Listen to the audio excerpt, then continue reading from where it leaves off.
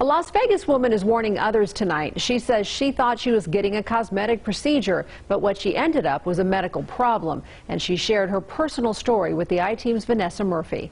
Vanessa investigated the issue and has more on what others should be looking out for.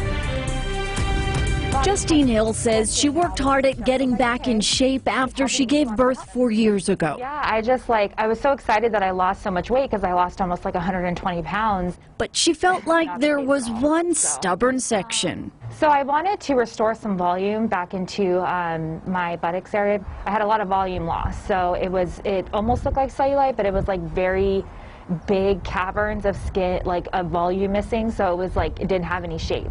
No matter how hard I worked out. She tells the I-Team she went to a woman who she believed was an esthetician for injections in her backside. And then I started getting very painful. She says the pain got worse and she got an infection.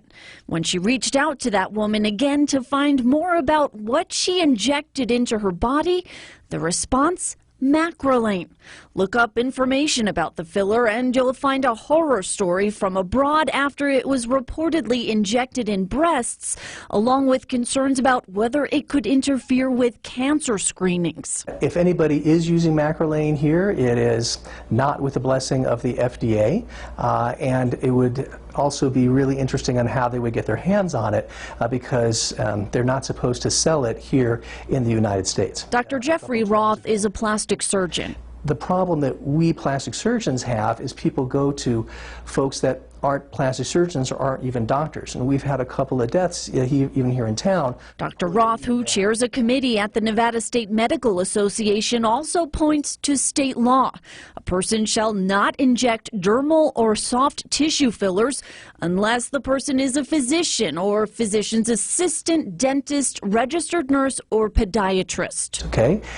No one else. The other thing is where can you inject, right? So there is also a statute involved because people were getting injected at the pools on the Strip, et cetera, et cetera.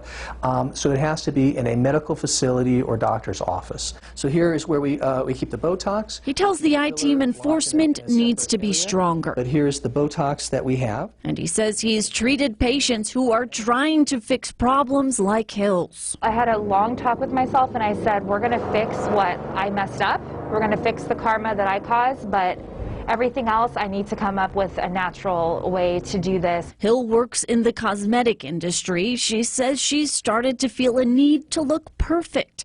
But now, like, it's a beautiful thing to get old and older, you know, to have scars, to, you know, my C-section scars, that's my children came out of me, you know, like, it's like each stretch mark and each thing is like, it's a story. She's concerned she may have scarring from those bad injections, but she says lesson learned. Do your due diligence and just love yourself. Vanessa Murphy, 8 News Now.